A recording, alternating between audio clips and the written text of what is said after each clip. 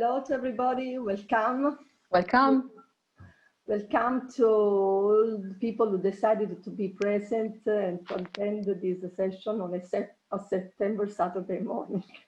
So the session was proposed by me. I am Alba Lastorina and Rita Giuffredi. Hello, Rita. Hello. Who both work in Italy in the National Research Council. The session was strongly supported by the BlueMed initiative, which is the Euro-Mediterranean initiative for sustainable blue growth in the basin. So we'll learn some more details about the concept and actions of BlueMed soon, but let me first start with personal thanks to the ESOF organizers who made this forum possible despite the current difficult situations we are all living. So it's a pity to attend only virtually to this edition of ESOF for many reasons. First of all, because I don't know if every one of you knows Trieste, but anyway, it's an amazing city, so it's a pity not to be personally there.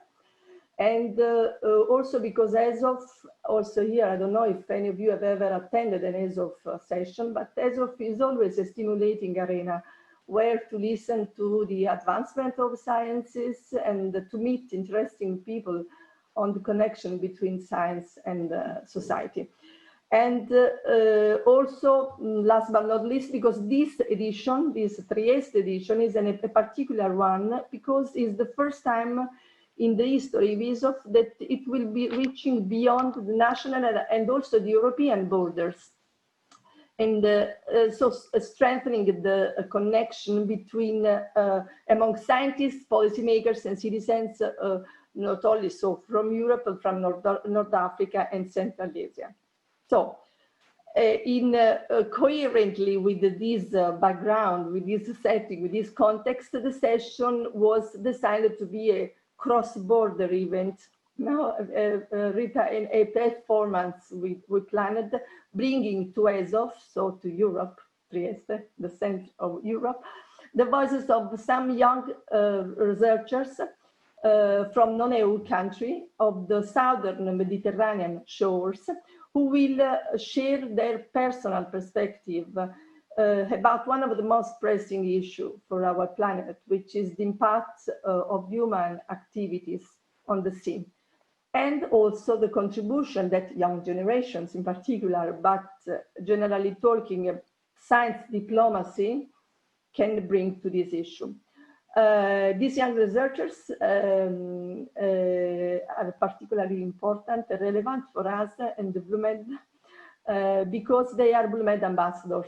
That is, they are people working to spread the BlueMed approach in their countries and also to collect the national issues and best experience to bring it to BlueMed.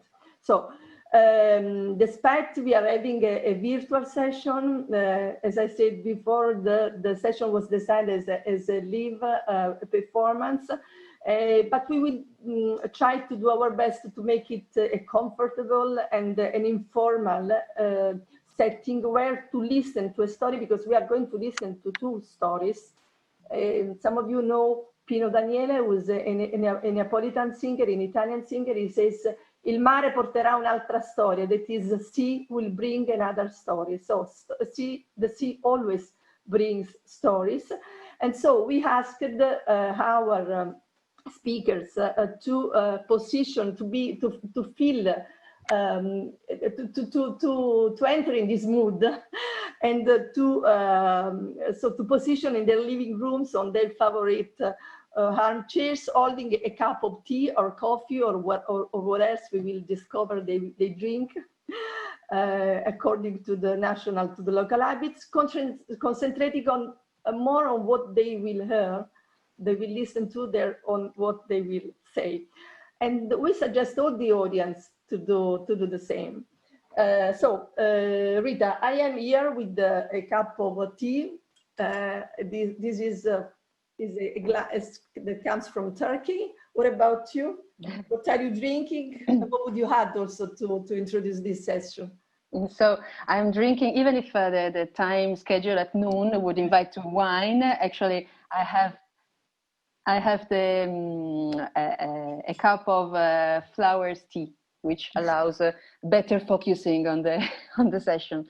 So I would take the chance before giving the floor to our speakers to underline some of what I think are the core features of BlueMed. So first, I will show you. I believe you already see my screen shared. So the main coordinates of BlueMed. And what I would like to underline is that first, BlueMed, I think, takes an extra gear to tackle the challenges ahead from the fact that it decided to adopt a holistic and multi-perspective approach. Meaning, on one side, that BlueMed tried to put together very diverse disciplinary readings involving marine scientists, economists, policy and management experts, among the others. While, on the other hand, it built negotiation platforms involving all the different stakeholders, both at the national and at the Mediterranean level. And this platform ended up in an important work of research agendas coordinations and identification of issues, selection of issues, and prioritization of shared prioritization of issues. And last achievement, implementation plan, actions implementation plan. So last but not least, also BlueMed launched an umbrella action on marine litter, under which many studies, initiative, and action and exchanges have been and are being conducted. So this is what I think is the first plus. And secondly, what Alba already mentioned, she said BlueMed is a Euro-Mediterranean initiative. And this means that it started as a European effort, but soon it enlarged to non-EU Mediterranean countries, and somehow our session wants to contribute to this attention towards strengthening the ties between northern and southern shores of the Mediterranean. Here I can show you a slide of a tour that was realized in 2018 in some non-EU countries. So there was really a work of exchange and of physical meetings between the people that are concerned about sustainable blue growth. So the issue here is that the Mediterranean, notwithstanding its long history of exchanges, no coordinate plan for a sustainable shared governance of the sea was ever developed.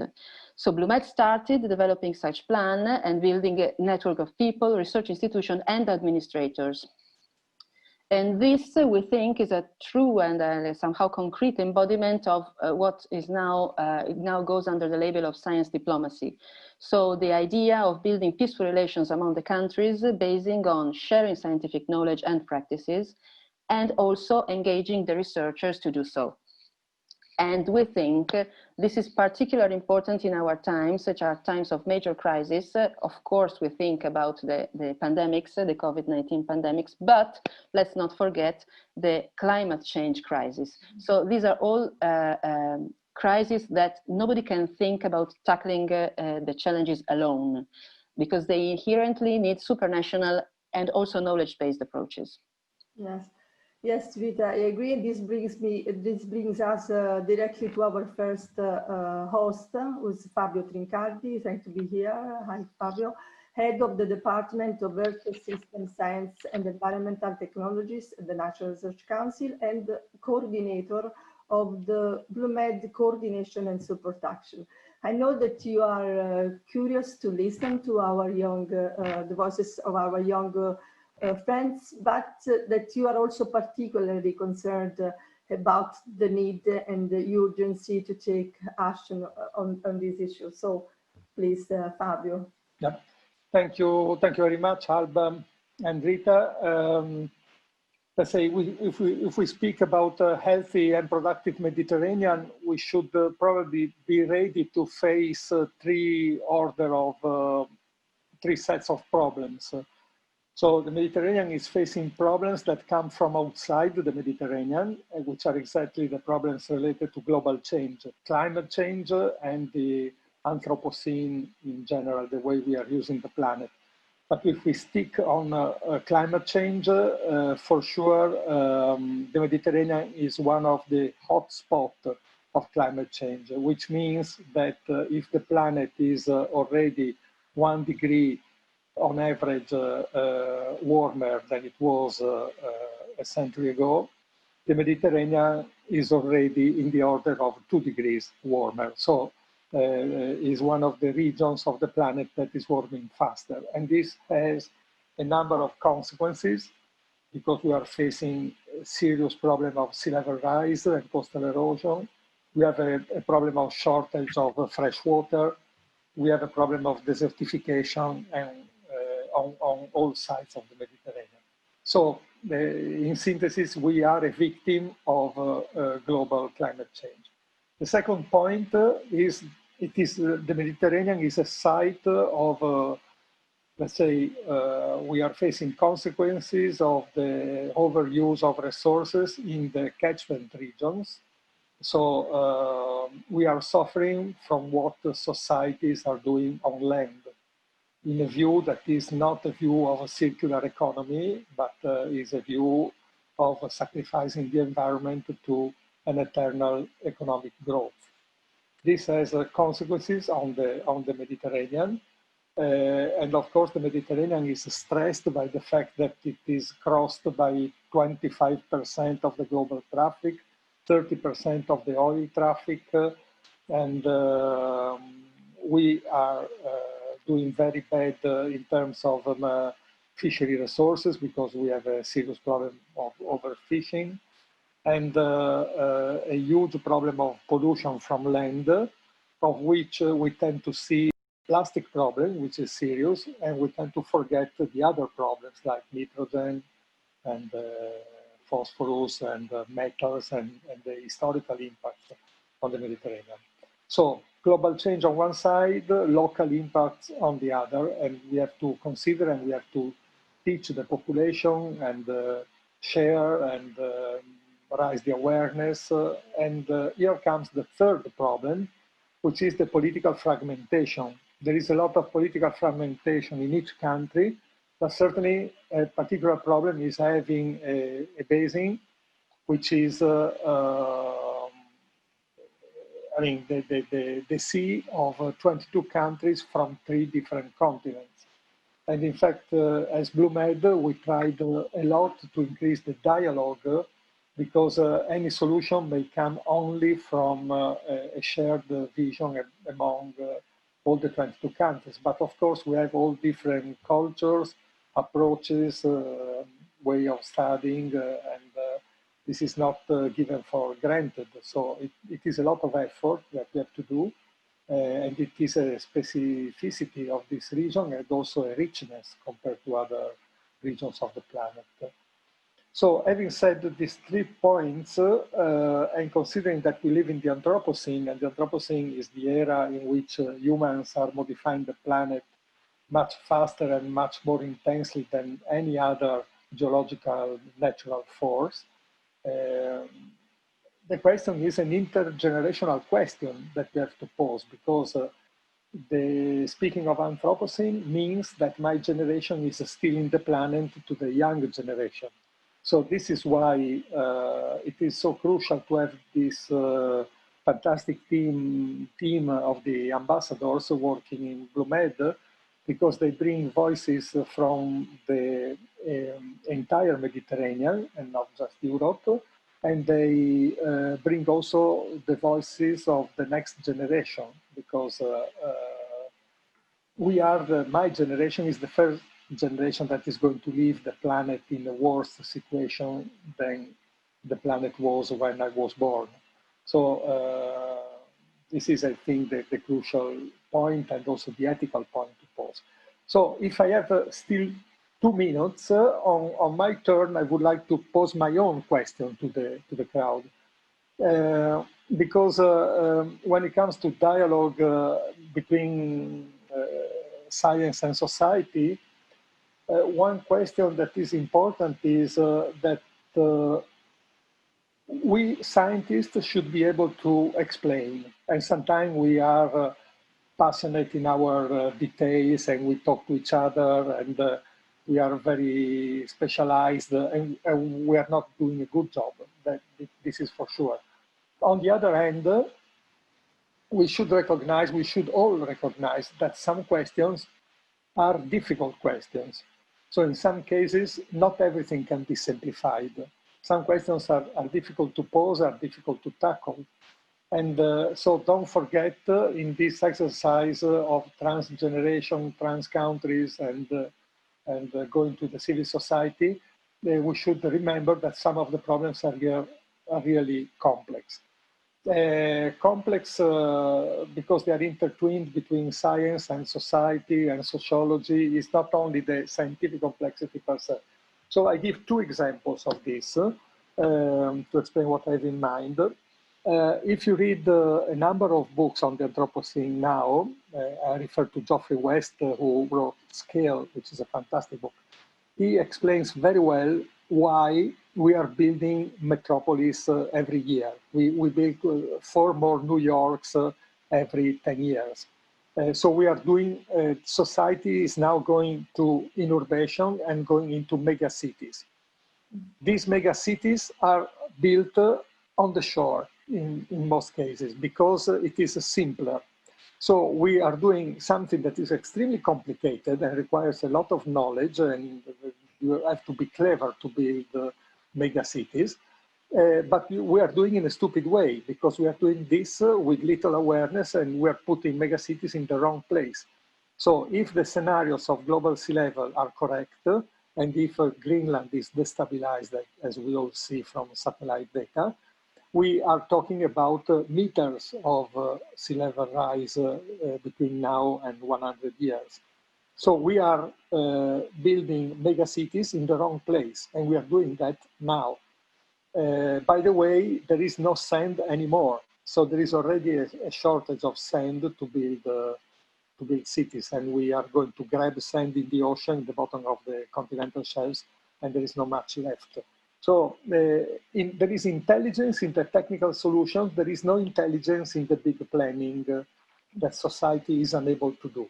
So I think this is the level of discussion that we have to raise with people and with the new generation, because they are going to pay the bill for this.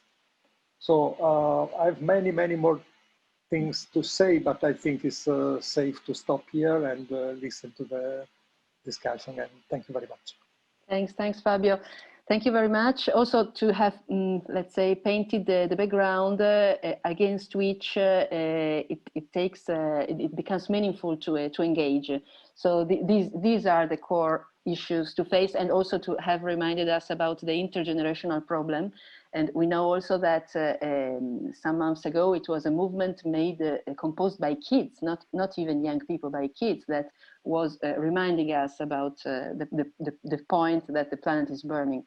So let's move towards our ambassadors. I would like to ask Erasmia Castanidi, who is a social environmental researcher working on marine and coastal social ecological systems. We hear also by the mixture of words that strictly disciplinary work is not sufficient. Also, Fabio raised this point. And she works at the Hellenic Center for Marine Research and worked for the coordination and support of the BlueMed Young Communication Ambassadors Program. So I would like to ask her briefly how the idea of a program on ambassadors was born, and how the program developed, and also, if we have enough time, how are her feelings regarding this experience. Erasmia Castanidi, are you here? Yes, I'm here. Hello. Perfect. Hello, everybody. The Ambassadors Program, it's part of a big work package in the BlueMed Coordination and Support Action, which is all focused towards the enlargement, the global med. That's how it's called. And its target is to widen the participation of stakeholders, and including citizens, and share the ideas and the goals of the BlueMed beyond the EU to a global med. the ambassador's task is really an investment step towards developing the science diplomacy concept in the Mediterranean. And from the part of the project, its objective was to identify and coach relevant people from the Mediterranean countries to inject the whole BlueMed concept and ideals, and then enhance the network of BlueMed, increasing awareness beyond the EU, and also increasing European Mediterranean awareness about what is happening beyond the EU. So it's transfer the BlueMed to the non-EU countries, but also learn from what is happening in the non-EU countries, and the best practices, as it was discussed in the beginning of the session. The mission of the ambassadors is to promote these activities and the results of the BlueMed project to their countries, and eventually become the BlueMed focal points, training other groups in their countries. They have been selected following a recruitment process from countries. They are from Algeria, Egypt, Morocco, Tunisia, and Turkey. And their selection process was facilitated by the delegates of the BlueMed in these countries. And one of the major big skills that we looked into the ambassadors was their ability to interact with science and citizens through various media and actions. And yes, this resulted in creating a very interesting and diverse team of ambassadors, all of whom come not only from different countries, but they come from different range of backgrounds, which include engineering, the geosciences, biochemistry, and communication. And following their selection process, they have begun their training. The first step was in Barcelona in October 2019, where the focus was equipped for them to learn about the BlueMed, and also learn about communicating scientific aspects to non-scientists, and how to organize campaigns, realizing communication products in their national context. The Ambassadors Program is very closely linked to the BlueMed pilot for a healthy plastic-free Mediterranean Sea.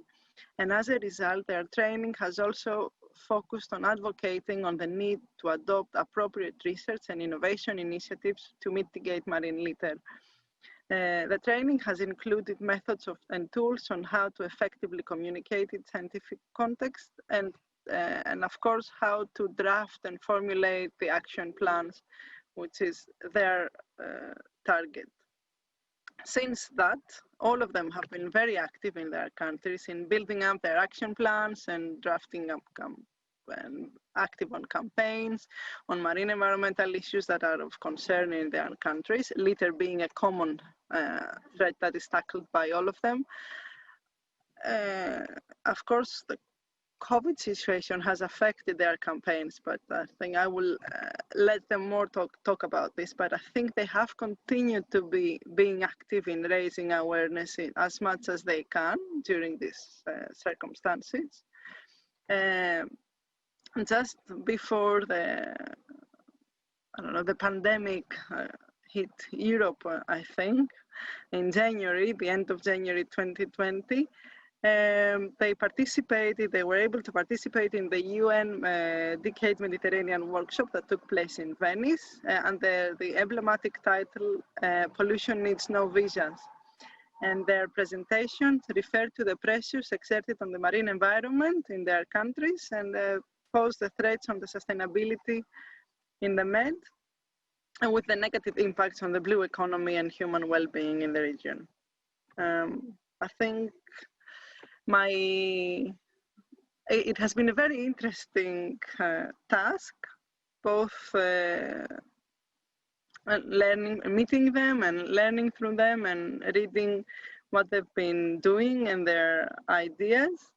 I have tried to follow what they've been doing also through Twitter and Facebook, and as I said, that's how they've been very active in raising awareness.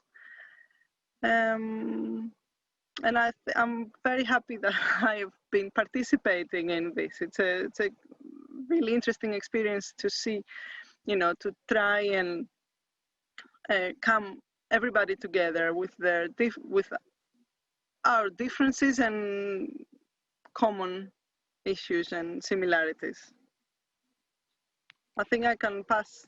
We can go on to hear their stories and what they have been doing in detail.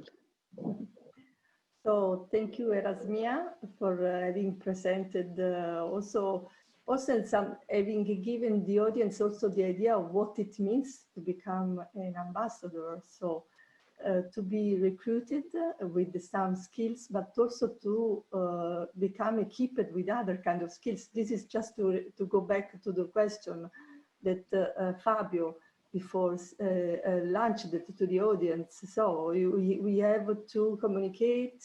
This is something we cannot do so well, but people has to understand that the complexity of the question of the issues, but also the uncertainty of science. So this is just to say that this young generation maybe wants to be a scientist. It was you needed just to know, to have a scientific background. Now you really need to have some more skills. Someone calls them soft skills. Communication is one of those.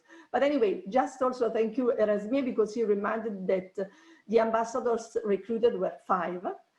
And now we are going to present 2 of them. In the photo you showed, there was also Mustafa Ghazal from Egypt, Deniz Yapilkan in Turkey, and Fella Muhalek from Algeria, who are not here present at the moment, but maybe some of them is connected, but I had not a stable connection. So I also want to tell the listener that I am going to of course, to give room to Ines and Badri in a few sentences. I say to the audience that invite them, if you have questions or comments, to send it via the clicking on the question and answer chat. You can do that.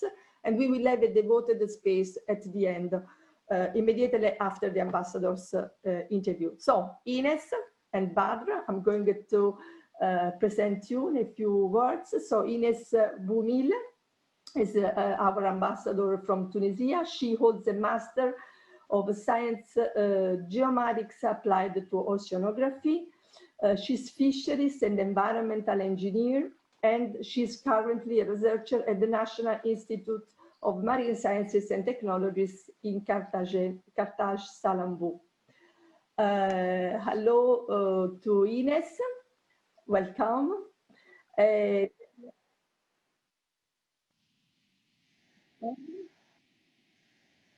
Yes, she's supposed to share a video. But anyway, I'm presenting also the other ambassador, who is Badr El Marad. Is on the other side of the screen. I think you can see them now. He's from Morocco. He holds, among other degrees, a bachelor in geological and earth sciences and different masters in environment and sustainable blue growth. So these guys are super smart. And he's currently working as a research fellow in university, both in Portugal and in Morocco. So I would start with, I thank both of you to be present. I would start with Ines. I know you are going to tell us stories that is about an interesting action and product at the same time that you are realizing for BlueMed, which is a video with addresses the issue of the techniques, the fishing techniques, and that can, of course, raise some problems. But before this, I would ask you, I asked both our ambassador to start from an object that gives us a concrete idea of why is it relevant for them to deal with this issue. So please, Ines.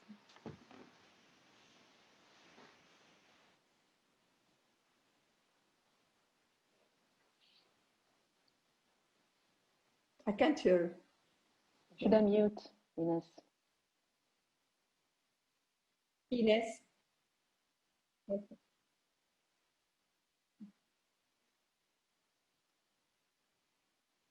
So can you hear me now? I didn't know that I should turn it by myself. So hello everyone, and thank you Alba for this presentation. Well, to start, I will show you a small object from where everything started. So I was using it to create this boat from paper from my childhood, from primary school. So this is what made me really interested about sea, and to make me really interested by discovering sea and everything related to our resources. So this is why I studied fisheries and environmental engineering.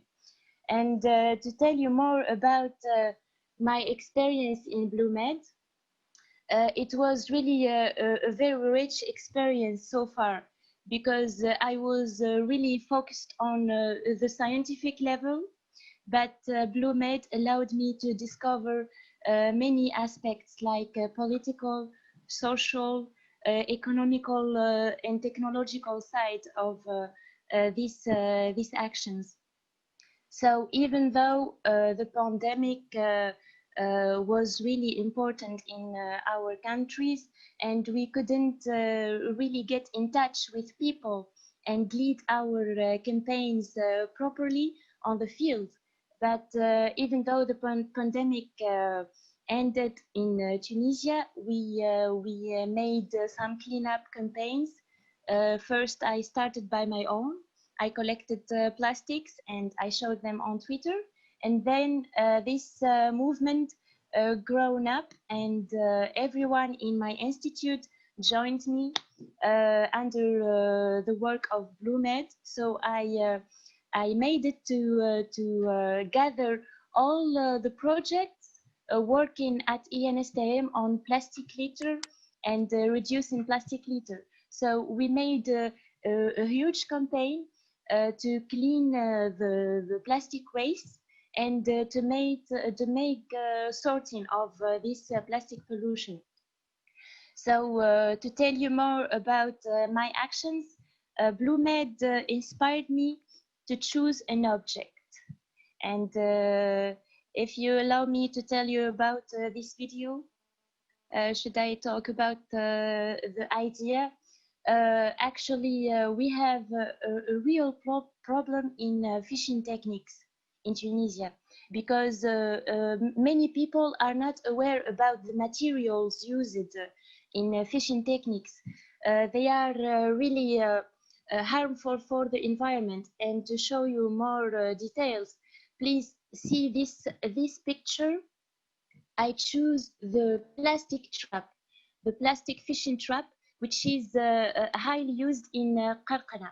And I choose Qarqana Island in particular because it's an important fishing spot in Tunisia. It has a very good quality of fish, and they are captured by traditional techniques. So these techniques increase the taste of fish. And when it's captured by plastic and other materials, the taste will decrease. The good taste of fish will definitely decrease. So I will show you a small video, a few seconds, to know more about these plastic traps thrown everywhere on the beach, even inside the sea. And this is a plastic trap that a fisher showed us. So it's really a damage in our environment. And we couldn't stay silent because of these damages. And we realized a campaign. We went on the boat to find plastic traps ghosts in the sea, and we spoke with the fishers as well. So I am here to bring you the voices of fishermen and fisherwomen as well, because we had women on the field. And what really marked me during this experience is a fisherwoman who is living in a small village. She was fishing from her childhood, and you don't need a scientific background like was mentioned before to be really concerned and aware of these problems. I will show you this woman.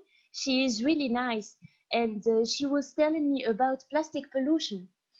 So imagine an old woman who is really concerned about what is happening. She even told me that imagine a plastic bottle thrown in the sea.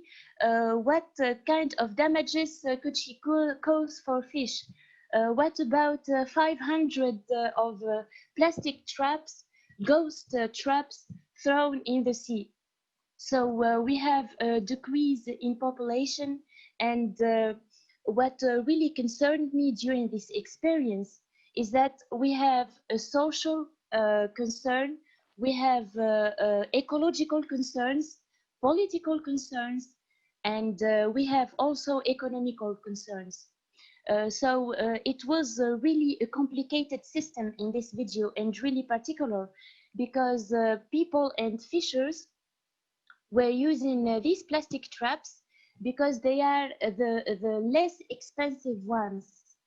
They cost 10 dinars compared to other traps that cost 50 dinars or even 100 dinars. So it's really profitable for them.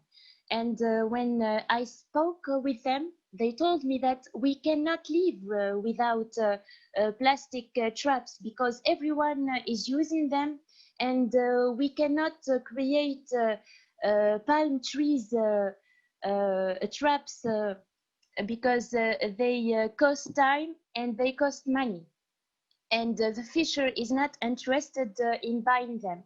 So you can see that they are really beautiful, but they are hardly and brutally replaced by plastic traps since 15 years. So this is really a sad concern in Qarqana. I will show you how the fisher, who is generation after generation, making this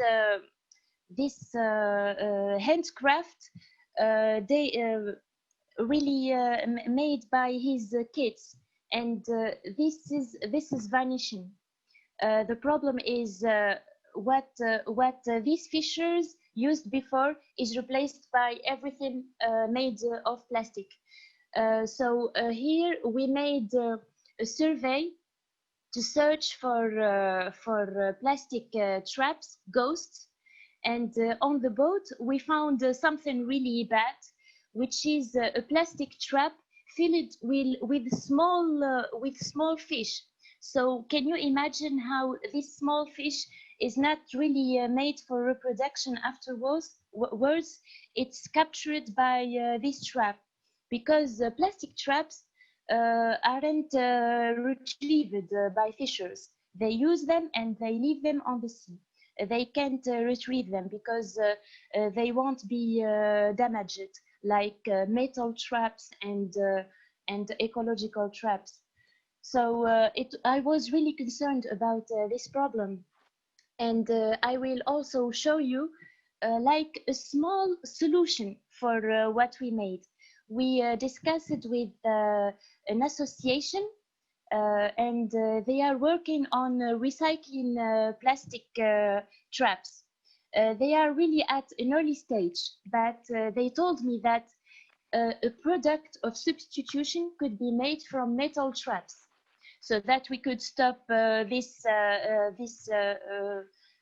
damage from plastic pollution made of traps. But we need the collaboration and the encouragement from our governments as well, because the fisher is living from the sea, and the resources are decreasing in the sea, which is a real problem because of ghost fishing traps and even illegal fishing techniques. We need an encouragement so that our states could give an allowance or a grant for the fisher, so that he won't feel these metal traps or ecological traps expensive like he used before. This was my experience during the shooting of the video in Qarqna. And please, if you have any questions, don't hesitate. Thank you.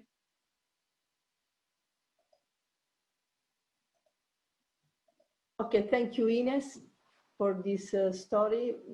Amazing, because also it makes us. I have a question. So you did this shooting during this period, so there is no more lockdown also in Tunisia. Yeah. Yeah. After the lockdown. Yes, and also just a few seconds, because we have some time more for you. So your experience was particularly interesting because while you go into the field, so I mean when you make science not only in your laboratories, but when you go into the field, I mean you meet people and you really listen to other perspectives. So has something changed also in yourself, considering also this fact that, I mean, you meet people that maybe you did not consider before, stakeholder we would call them also, but I mean people that brought another perspective. During my experience, when I spoke with the fishers in particular, I felt like I was gaining information from them, even though I am aware of the scientific problems, but they are witnessing what is happening, even though they don't have rates and statistics of what is happening, but they leaded us to these problems. They told us that we are ready to change our habits. We are ready to ban plastic, but please help us. So it's like a mutual relationship. It's like we are gaining information and we are responsible for them. So I felt really responsible to bring their voices, because I felt really bad for their mood of life, and they are really concerned about their families, which is the most important thing. It's a generation after generation. It's not really for one family. Thank you. It's really a great lesson that you learned. So please, Badr, to you now. I know that you are also engaged on an action that concerns more the pollution on the beach. So please tell us how. It looks like Badr has a problem. He's writing to me that he cannot hear it anymore. Oh. Now I'm trying to understand if, but it looks like. Sorry, I don't hear you anymore. You don't hear, but you can talk now, please. Yes, I'm talking, but I cannot hear you. I don't know, just disappear right now. Okay. It's your turn. So maybe I can start. You can hear me. So before starting, the object that I use today is what we call the cap for the Moroccan tea. So since I have been living abroad for a long time, I have bringing with me this object for a really long time. I mean, since 4 years, I bought it before. And the idea behind to show you that this object can be used many times as you can. So, and this is the main one that we use for drinking our tea. So this is the idea behind showing this object. So before I start, and the tea is the most important drink in Morocco, as you can see. So I will start sharing my presentation.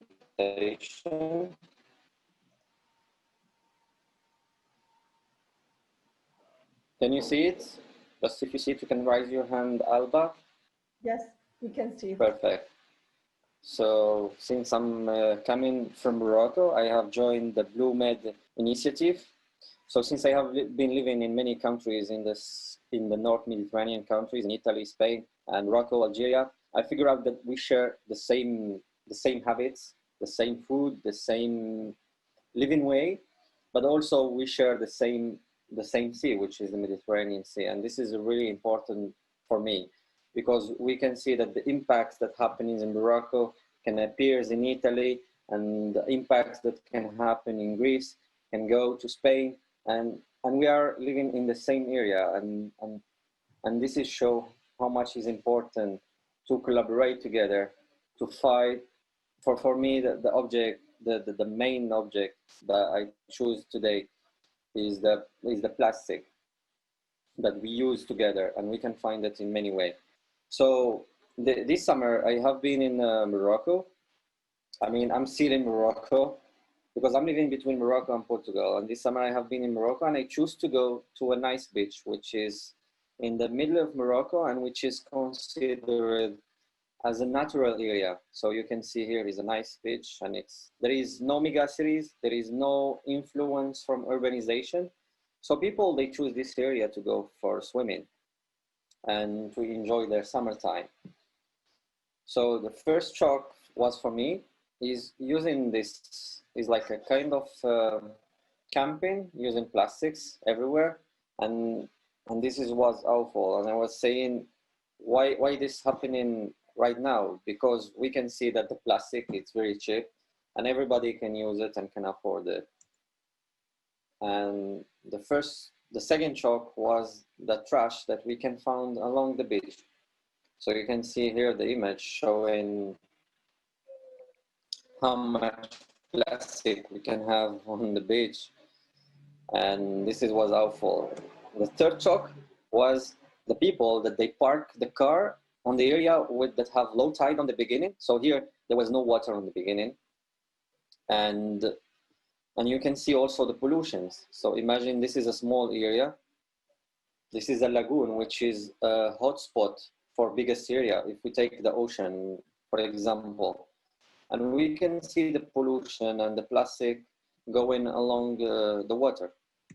And you can see in the end of the afternoon, the tide was high, and then it goes to the cars. So at some point, there was a car going inside of the water. And this is showing how much the anthropogenic pressure from the humans can impact the environment, but also the environment and the sea especially can take its place out again. So there was one of the shocking figure is that they put a panel about the COVID. So the government of Morocco, they spend money to say to people, okay, even if you go to the beach, be careful about the COVID. Is it dangerous? You have to respect the distancing. And this was awful. So what we decided, there was no trash bin for the pollution. And this was the picture. We put all the pollution that we could take from the beach and then put it here inside. I mean, in front of this advertisement panel, because there was no trash bin. So people on the beach, along the beach. So you can see just in 1 hour how much you could find of trashes and the plastics everywhere, corks and black plastics and everything. Because the COVID was dangerous for them, but the pollution is not dangerous. And this was impacting all the citizens. And this was the contribution of all citizens from the beach to put the trash in one place. So in front of the panel to show that also the marine pollution, it's also important. The plastic pollution is also an important issue that we need to fight. We need to have an advertisement for it. And this is the last image when the tide goes high. So the idea behind was to show to the decision makers how this can impact our society, and how, as a BlueMed ambassador, we are working on that to raise awareness for all the citizens that goes for tourism purpose and also for the decision makers. So also we are sharing these stories for young researchers who work on different aspects regarding the environment to raise awareness about. So since the pandemic started on March, we have organized an online discussion about this with different stakeholders, from policymakers, civic society, also the scientists, young scientists, and also NGOs that works on environmental field. So my last question that I would like to end up, if we could spend that much money for this panel, what about just buying a trash bin? And this can show and raise awareness about this issue. And that's all for my side. I would like to thank you all. And now Thank you. The floor is to you, Alba. Okay. I'm sorry, I cannot hear you. I don't know if I can just go out and then go back, if it is possible or no. It's a pity that you can't hear us, because I just would say compliment also for this story, because also this is a very interesting one, addressing many aspects. One of those, if I understand well, is also a sort of paradox between the attention that has shifted from the plastic some days before the COVID emergence, and then now we are all concentrated on COVID. So there's a sort of paradox that in some sense you addressed also. And also I appreciate it very much, because also in this case it is a story of collaboration.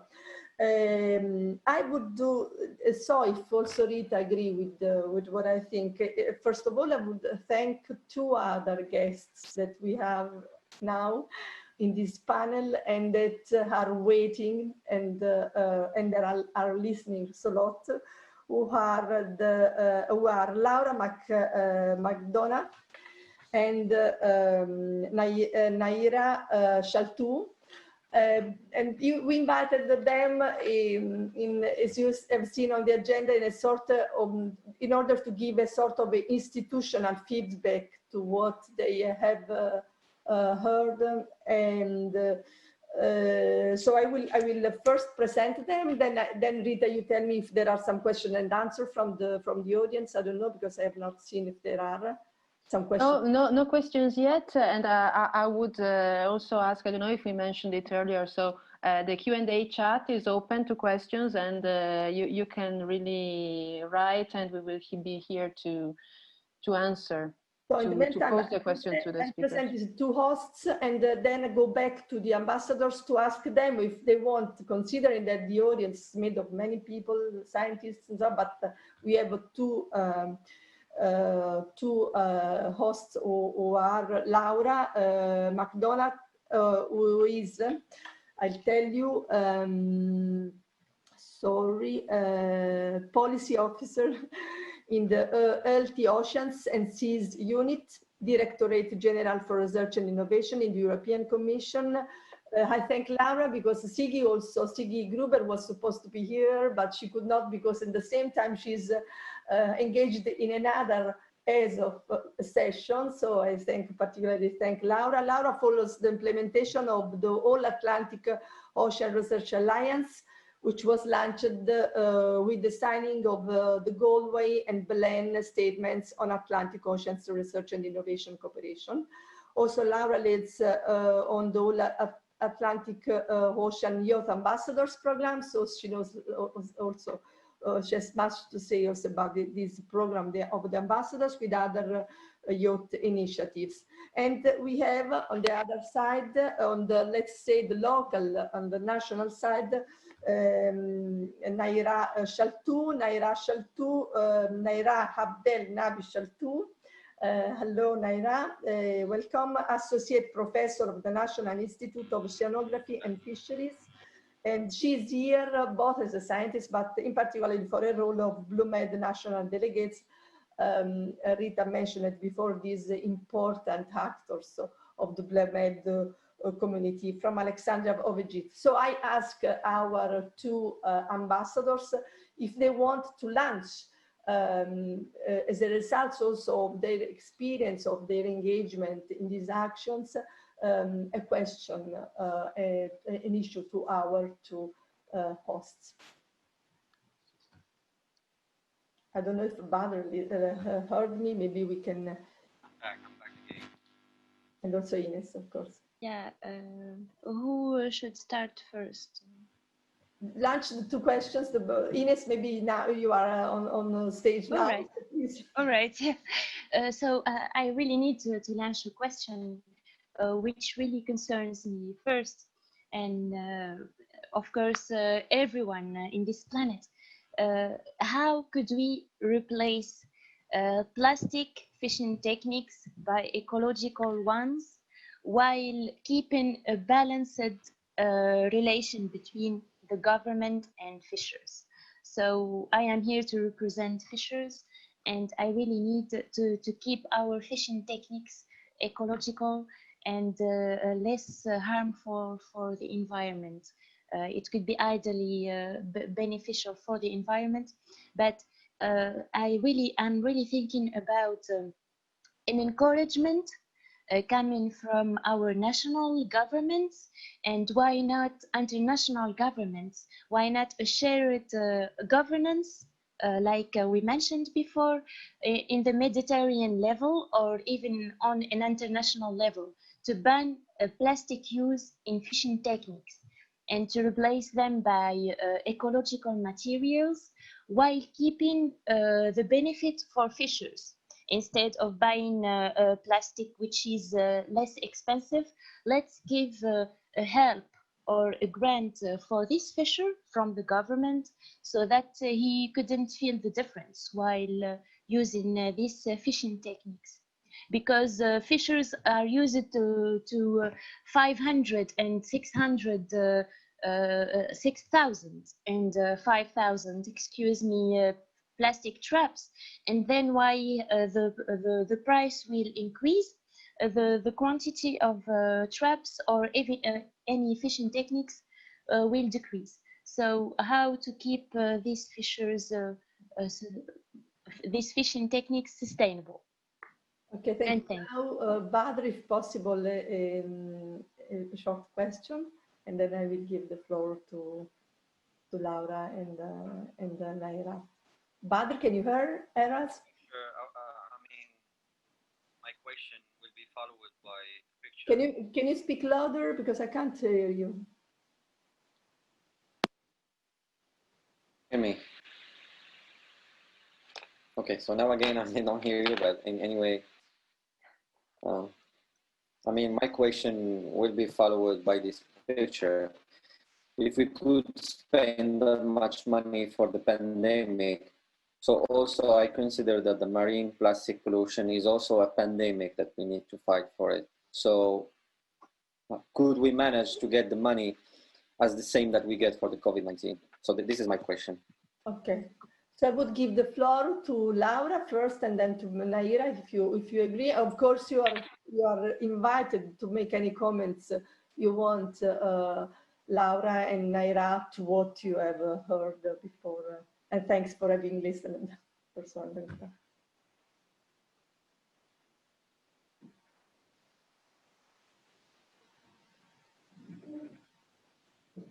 I think you're muted. You need to switch the mic. We don't hear you. Ah, you have to switch on the mic, Laura, and also Naira. Can you hear me now? Yes. Thank you. Okay, perfect. Okay, sorry. Great. Okay. So firstly, thank you, Alva, and thank you, Rita, and your colleagues. And I'd firstly like to congratulate Ines and Badr and your fellow ambassadors on your experience so far as BlueMed Young Ambassadors. It's been a great, inspiring afternoon listening to your personal experiences and your stories and reflections on the issues that you want to bring to the attention of the policymakers. So I'm really in awe of the work that you're doing at the moment, and especially because it hasn't been an easy 6 months with the COVID pandemic, but you still managed to continue your campaigns and your work and to communicate the importance of it. As Alba mentioned, and I extend Siggy's regret that unfortunately she couldn't be with us, be with you this afternoon. But to answer your questions, and I think I'll just kind of give you a reflection on the things that are happening maybe in the Commission at the moment and link it into the importance of the youth voice. So firstly, the European Union is proposing to launch a mission. So a mission to know, protect and restore our ocean and waters by 2030. So inspired by the shape of a starfish, the mission will address 5 overarching objectives that seek to discover the unknown secrets of our ocean and waters that they're still holding. And I guess the aim is to stop the pollution into our waters and ocean, preventing plastic waste, chemicals, and other contaminants from reaching rivers and the sea. So, to do so, we're proposing a set of actions which are time bound, realistic, and measurable, concrete, and examples of how our communities can live and our economies can flourish within our planetary boundaries. But the mission can only develop and thrive if everybody is involved. And that's why we will pay special attention to how citizens and communities are involved from the outset in a meaningful and constructive way to roll out the mission. So therefore, citizen engagement, as we call it, will be a core element of the mission. And we've already started some of the citizen engagement activities, and particularly as well engagement with the youth voices from around Europe and even further afield. So we've had a couple of sessions throughout the summer where we've worked together with the European Youth Forum, and it's been very interesting the outcomes of those different sessions, and that we get to hear, I suppose, the different perspectives and everything. And that's why we do need, for example, you, Ines and Bader as well, to help us and to develop the solutions to the problems that you've put forward today, so that we can reduce our ecological footprint. And again, I can just stress there the youth voice. Now, as Alba mentioned in the introduction, I lead on the All Atlantic Ocean Youth Ambassador Programme. So it's a similar programme that we have for the Atlantic Sea Basin to what you have in the Mediterranean. And we also have one as well for the Black Sea. So I feel like that as well, collectively, if we work together and engage together the different youth voices around our different sea basins. Can you hear me? Yes, we can. Yes. Oh, sorry. Sorry, there was an over a voice or something. Sorry. So that we'll act together as one voice for the next generation to tackle these issues, the marine litter, the plastic issues, and everything. And I suppose in a post pandemic world. So what I've done, I've taken note of everything, of the issues that you've brought forward. I'm going to bring these back to my colleagues in the Commission and to our mission board members who are the experts that advise on how to roll out the mission. And I feel like I would just invite you now to really try, let's work together and get you involved, get the youth voice involved in the mission, and to learn about the different ways that we can work together to develop these different solutions. And what I'll do is actually pop 2 links into the chat box so that the youth ambassadors and all the participants as well can learn more about the mission and how they can get involved at a community level or a local level as well. So I think that that's what I'd like to bring forward today, and I'll pop those now into the chat box. Thank you. You too. So Naira, thank you very much. Naira, if you want to. Yeah, okay. So, hello, everybody. Hello? Yes, we hear you. Yes, perfectly. Yes. We lost you for one moment, but please go ahead. It's okay. Okay.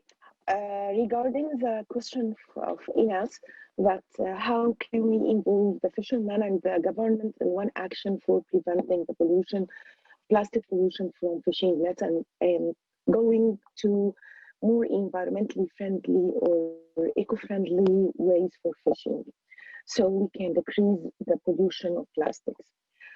Let me describe our case study in Egypt, and it's a proposal for the rest of the countries.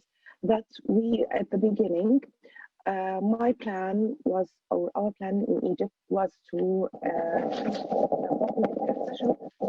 sessions for fishermen for the impact of plastic pollutions and the old way for fishing, and how can we provide them this new techniques, new techniques of environmentally friendly way for fishing, and involving the government in an encouraging action for fishermen. That if they collect, when we found that through their catch, about 40% of their catch is plastic rubbish and marine litter. So we made a program for these fishermen to collect the rubbish and marine litter while they are fishing, and the governorate of each city give them back money, paying for this collection and for this rubbish. So then when they get their catch, they didn't throw this rubbish again to the sea because it's a money, okay?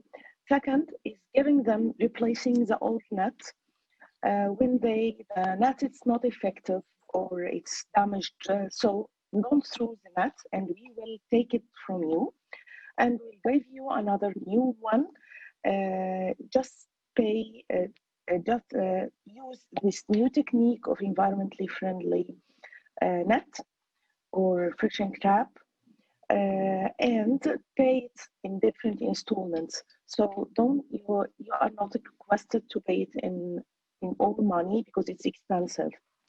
Also, we have managed working with different industrial sectors. So they provide plastic industries, they provide money for these fishermen, and they take the responsibility for this replacement and encourage them for this technique. So we decrease the pollution and use new techniques for the bioactive or bioenvironmentally way, technology, innovative way for fishing. Also, they get money from fishing this rubbish from the sea. At the end, we all gain. Then this followed by a public awareness session in all sectors that to decrease their discharge of plastic to marine environment. And it works very effectively in all the coastal governorate in Egypt. So I want to share this experience because it's very, very efficient way. Thank you. Naira, I don't know if the ambassadors wanted to also give some feedback on first on what Laura said about the invitation to be part of this mission, which is promoting the European Commission. So please, Ines, you are okay now. Yeah. Thank you, Laura. Thank you, Alba, and thank you, Laura, for this invitation. We would gladly join this mission in order to tackle together, because it's really nice to gather everyone. Everyone is included in these concerns. So I would gladly join you to work on this mission and to tackle this plastic pollution. I would be interested in the fishing sector because it's really my field, but I would join other actions I could adapt well to other sectors. So yes, thank you. And regarding Naira, the experience regarding her action in Egypt is really interesting and inspiring as well. I would gladly tell about her action to the ENSTM, tell them about her action, and we would also like to include the political side because policies are really needed in our countries, especially on the Mediterranean level. Because it's a shared governance, like I mentioned, and everyone should be responsible, and everyone should make these policies concrete and respectable by everyone, so that we could decrease these damages caused by plastic pollution. And thank you. So we don't know if Bad can hear. Maybe you can. Yes, yes, I can Okay, hear perfect. you. I mean, I'm also happy from Laura's invitation. I think I had the opportunity before when I was in Brussels to see all the actions from the All Atlantic Ocean Forum, and especially the actions that have been taken by youth from all the Atlantic countries. And I think we are sharing the similar things, and it would be better if we could unify our voice on the same and to tackle the same issue, which is the plastic issue right now. And also, I joined the idea of Naira because also we don't have this, we don't need this kind of fragmentation. Instead, we have to unify our voice to raise the awareness, even for policymakers and also for the citizens as well, because everything starts from the little small scale. And thank you, Laura, for the invitation. We would be happy to collaborate for this purpose, and it will be a really, really nice opportunity. Thank you. That's all from my side. Rita, I don't know if you want to add something, or Laura and Naira want to add something. So as for me, I would like to underline, because I don't see any questions. I see Erasmia was asking what material was used to make the traditional traps, and I think it's palm leaves, but maybe I'm What's palm? She said palm tree, isn't it? Yes, it's palm. Yes, you have to. Yeah, indeed, it's made of palm trees, and here I will show you small. Could I share the screen first? Just to show you the materials made from palm trees. I think you should share it in private, because I don't think we have the Ah, okay. So, but we saw it already, so I think it's yeah. So it's made of palm trees, and currently it's dedicated to export. They are exporting these materials because fishers are not using them anymore. They are replacing it by plastic materials, which is sad. So we are trying to find solution to replace it, at least by metal traps, which is more ecological than plastic ones, but it's like an early stage solution at the moment. Okay, Mm-hmm. It just needs a push from the government. That's all.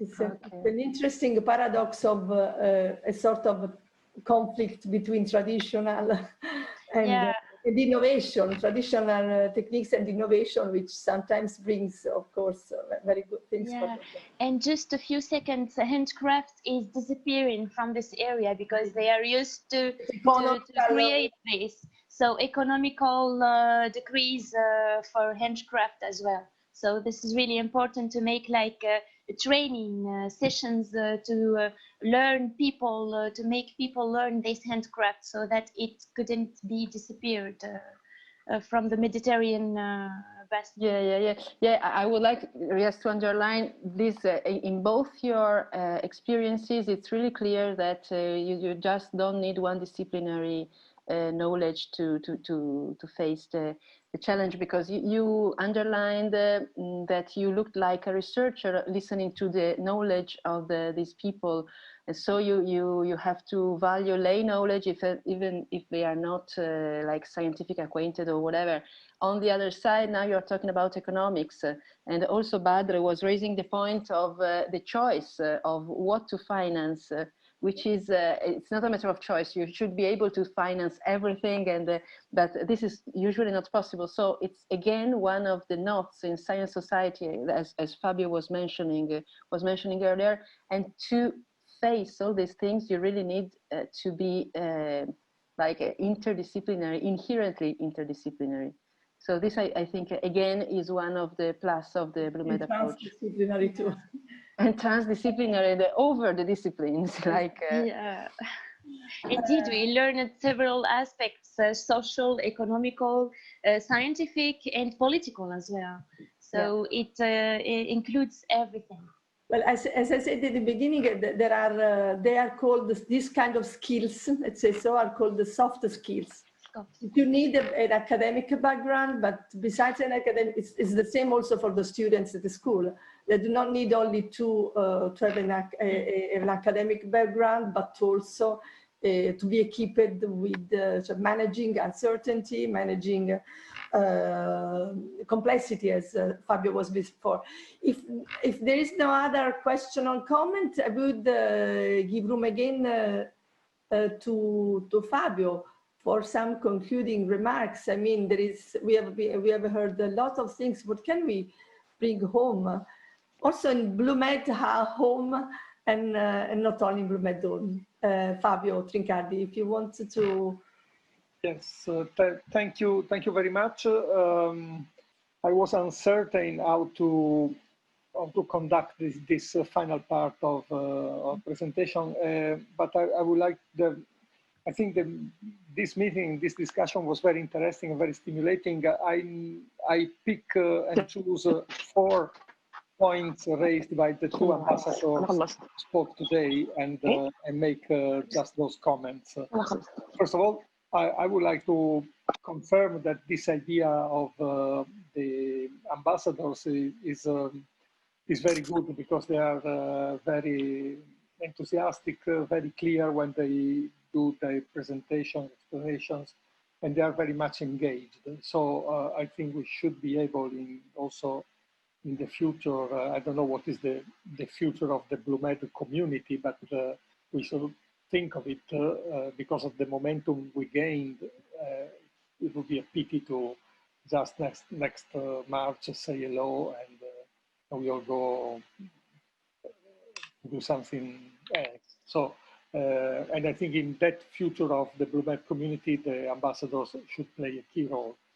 I take a minute to say that if you asked me to take an object, I would have taken this fossil from the Devonian of the Alps. This is a spirifer, it's a kind of brachiopod.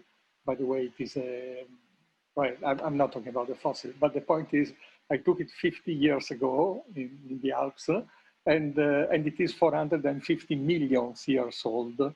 And having a fossil on your desk means help you think that how many bad things we made in just 50 years against a lifespan of the planet, which is billions of years.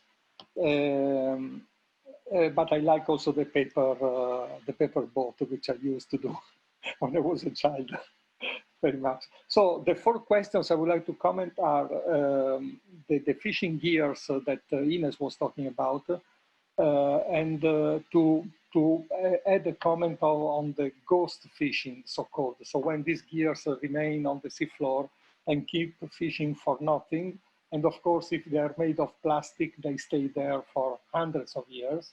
So they don't make any good to our economy, and they are just killing fishes for nothing.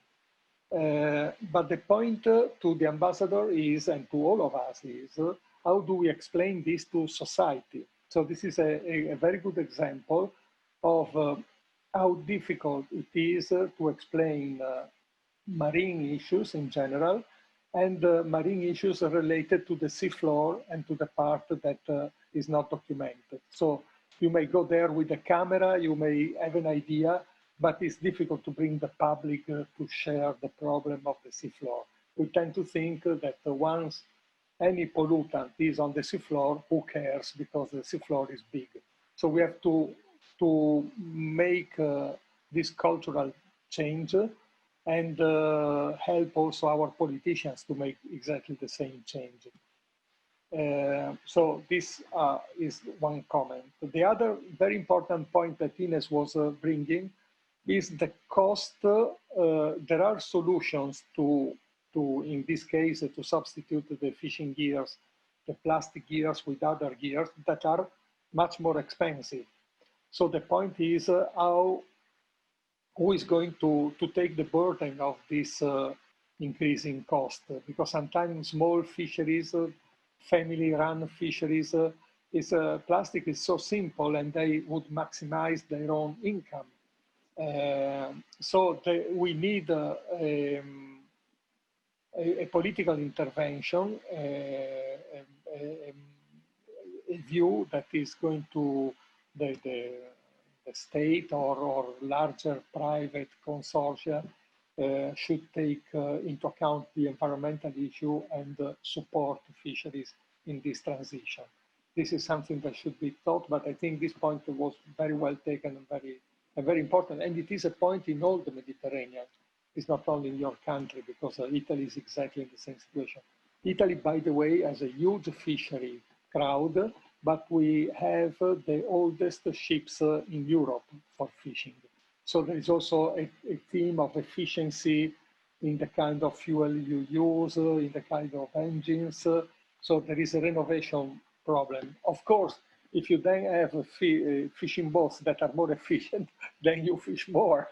So this is also this paradox. So we have to regulate in different way.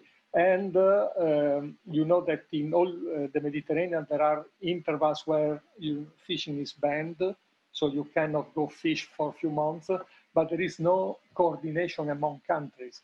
So, and we do that too much selectively for specific fishes. So there is a lot to do on this, and the point is very, very good, and thank you very much. And I also have 2 points about the Badr presentation. And well, I like the car point, when you showed us the cars at low tide, and then they get flooded, and some of them are moved to the center of the inlet at a high tide. I think this is a fantastic metaphor. This is exactly what our society is doing. Our society has plenty of clever engineers able to build fantastic cars. But then the problem is, how do we use this, and what is our ability to look into the future? In that case, we don't see a tide cycle. Can you imagine how can we foresee 10 years or 100 years? So I think this is the idea of the relatively long term, and the implication of what we do now, what will be the effect in 100 years from now. This is something that should be brought into political decisions, and it is very difficult to do because our politicians stay 5 years in business, and then, or they try to be re-elected every 5 years. They don't care about a century or so. But that is the perspective we should have, and you ambassadors have a lot of work to do in this direction, but you will know how to do it.